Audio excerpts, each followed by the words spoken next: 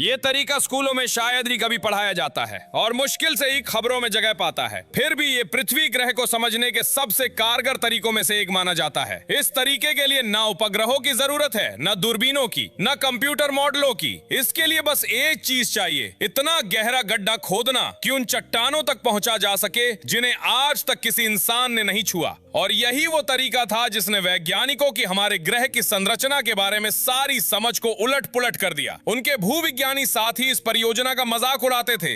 एक मरे हुए रेगिस्तान की रेत में गड्ढा खोदने पर अरबों खर्च करने का क्या फायदा।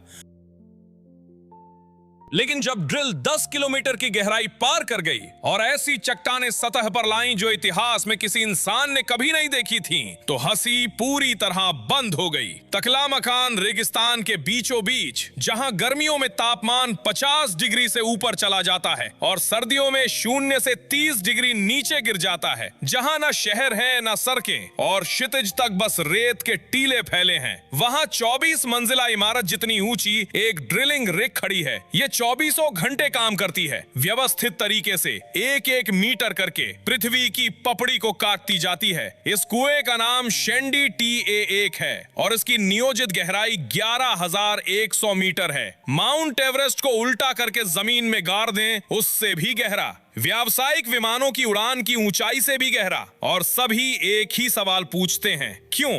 रेगिस्तान की चट्टान में गड्ढा खोदने पर अरबों खर्च करने का क्या फायदा?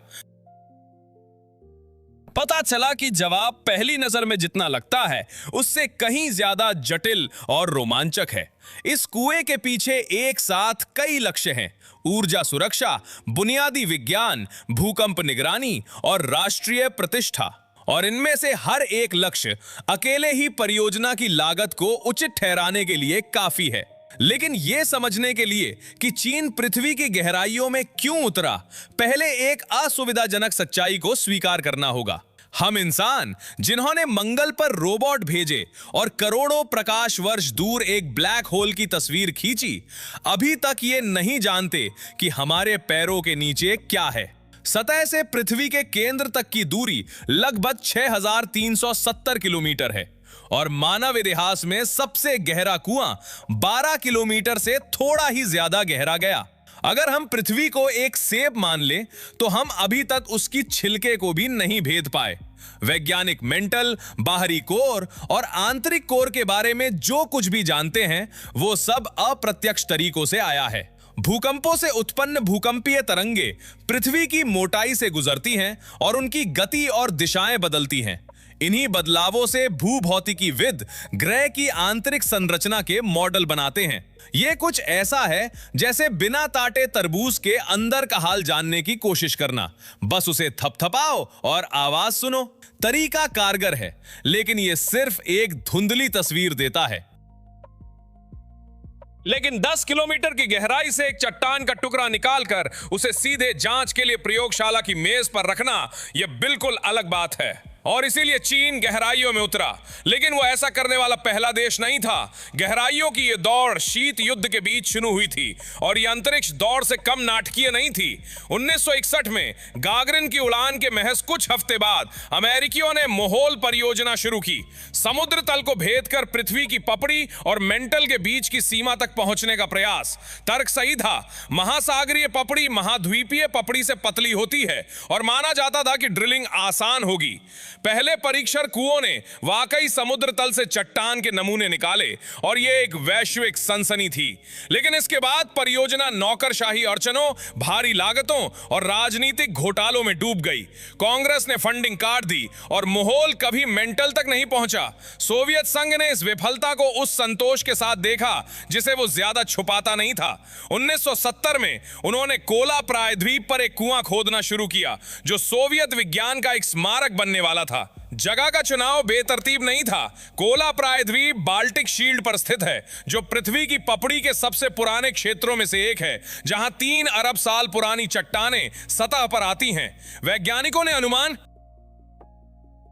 लगाया था कि कुआं 10 से 15 किलोमीटर की गहराई पर मेंटल तक पहुंच जाएगा। 1979 में कोला सुपर डीप बोरहोल ने साढ़े 9 किलोमीटर की गहराई पार करके अमेरिकी रिकॉर्ड तोड़ दिया और 1983 में गहराई 12 किलोमीटर तक पहुंच गई और सोवियत भूवैज्ञानिक खुशी के शिखर पर थे। 1984 की गर्मियों में मॉस्को में आयोजित अंतरराष्ट्रीय भूवैज्ञानिक कांग्रेस में सोवियत भूवैज्ञान मंत्री ने 12,066 मीटर की सीमा पार करने की घोषणा की। प्रतिनिधियों को कोला प्रायद्वीप ले जाया गया, उन्हें काम करती हुई रिग दिखाई गई और गहराइयों से निकाली गई बेलनाकार चट्टान के नमूने, जिन्हें कोर कहते हैं, उनके सामने रखे गए। फिर दुख स्वप्न शुरू हुआ। जब सितंबर 1984 में कांग्रेस के बाद ड्रिलिंग फिर शुरू हुई तो 5 किलोमीटर लंबा ड्रिल स्ट्रिंग पहली ही बार उतारने में फंस गया और टूट गया और वो हमेशा के लिए कुएं में ही रह गया। ड्रिलिंग को खोई हुई पाइपों के आसपास 7 किलोमीटर की गहराई से फिर से शुरू करना पड़ा। 1990 में गहराई 12,262 मीटर तक पहुंच गई और यह वो पूर्ण विश्व रिकॉर्ड है जो आज तक नहीं टूटा। लेकिन कोला बोरहोल की असली खोजें रिकॉर्ड में नहीं थीं, बल्कि उसके अंदर जो मिला उसमें थी, और जो मिला उसमें पाठ्य पुस्तकों को उलट पुलट कर दिया। ड्रिलिंग शुरू होने से पहले भूभौतिकीविदों का मानना था कि ग्रेनाइट की परत लगभग 7 किलोमीटर की गहराई पर बेसॉल्ट की परत में बदल जाएगी। भूकंपीय डेटा यही बताता था, लेकिन कुआं उसी ग्रेनाइट और नीस को काटता रहा। हालांकि वे गर्म और अधिक दरारों वाले होते जा रहे थे। उस गहराई पर बेसॉल्ट की परत थी ही नहीं। दशकों से वैज्ञानिकों ने जिन मॉडलों पर भरोसा किया था वे वास्तविकता से मेल नहीं खाते थे। दूसरा झटका तापमान का था। मॉडलों ने 12 किलोमीटर की गहराई पर लगभग 100 डिग्री का अनुमान लगाया था, लेकिन तापमान 180 डिग्री निकला। इसका मतलब था कि कोला प्रायद्वीप में पृथ्वी की गहराइयों से आने वाला ताप प्रवाह अनुमान से कहीं अधिक था और मेंटल की सीमाएं पाठ्य पुस्तकों की भविष्यवाणी से कहीं अधिक गहराई पर थीं। लेकिन सबसे चौंकाने वाली खोज पानी की थी। उन गहराइयों पर जहां चट्टानों को भारी दबाव में होना चाहिए था और पूरी तरह सूखे ठोस पत्थर में बदल जाना चाहिए था, कुएं को गर्म खनिज घोल मिले। पानी हर जगह था, हर गहराई पर दरारों और छिद्रों को भरता हुआ। किसी को इसकी उम्मीद नहीं थी। ये पानी सतह से नीचे नहीं रिस सकता था, दबाव इसे नीचे जाने नहीं देता, इसलिए ये शुरू से ही वहां था। अरबों साल पहले चट्टानों के बनने के दौरान उनके अंदर कैद हो गया था। कोला बोरहोल ने साबित किया कि पृथ्वी की पपड़ी एक सूखी ठोस गांठ नहीं है, बल्कि तरल पदार्थों से भरी एक स्पंज है, और ये तरल पदार्थ टेक्टोनिक प्रक्रियाओं, ताप स्थानांतरण और खनिजों के निर्माण में महत्वपूर्ण भूमिका निभाते हैं। और चूंकि हमने खनिजों का जिक्र किया, तो कुएं ने 9.5 किलोमीटर से अधिक की गहराई पर असामान्य रूप से उच्च सोने की सांद्रता वाली चट्टानें उजागर की। यह उल्लेखनीय है क्योंकि इससे कहीं कम सांद्रता को औद्योगिक रूप से व्यवहार्य माना जाता है। इसने अलेक्सी टॉल्स्टॉय के उपन्यास इंजीनियर गैरेन का हाइपरबोलॉइड की याद दिलाई, और यह संयोग नहीं था। फिर कुआं एक किंवदंती बन गया। 1989 में एक फिनिश अखबार ने एक लेख प्रकाशित किया जिसमें दावा किया गया कि सोवियत वैज्ञानिकों ने 12 किलोमीटर की गहराई पर भयानक चीखें और कराहें रिकॉर्ड की, और उन्होंने इसे नरक की आवाजें बताया। लेख 1 अप्रैल को प्रकाशित हुआ था, लेकिन एक अमेरिकी टेलीविजन चैनल ने इसे गंभीरता से लिया और दुनिया भर में फैला दिया। कहानी में धीरे धीरे और विवरण जुड़ते गए।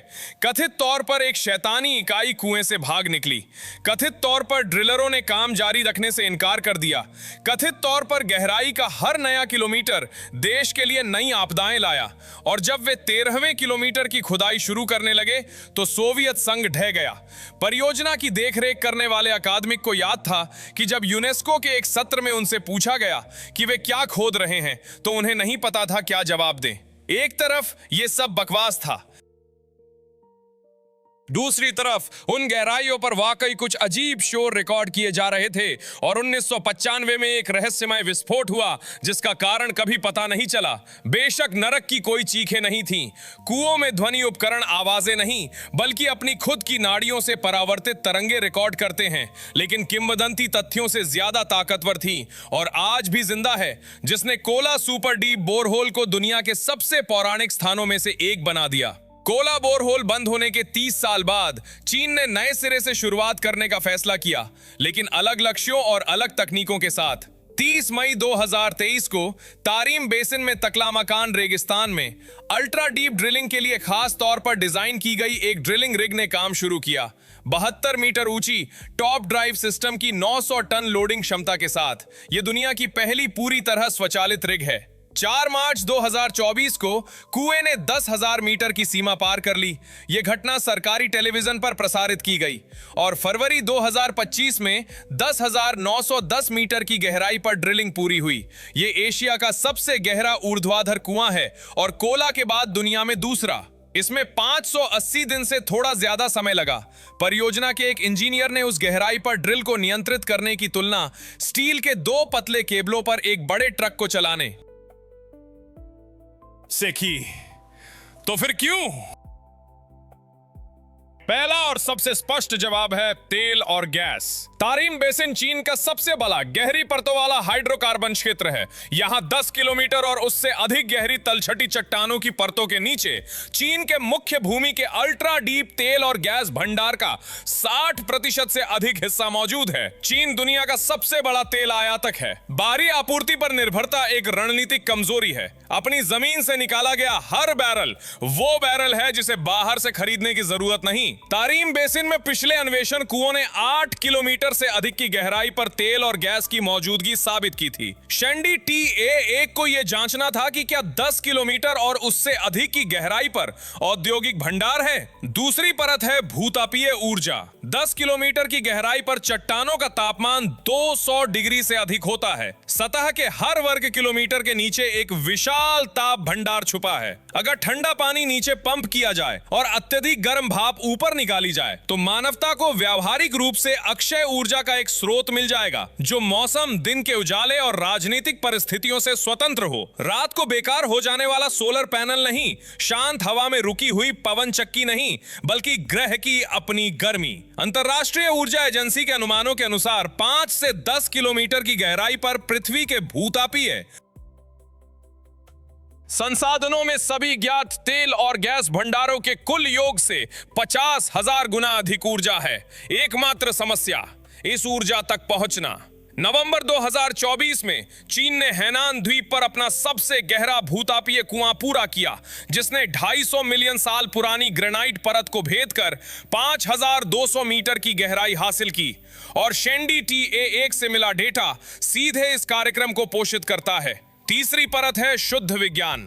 कुएं ने 13 महाद्वीपीय परतों को पार किया और क्रेटेशियस युग यानी डायनासोर के युग की चट्टानों तक पहुंचा।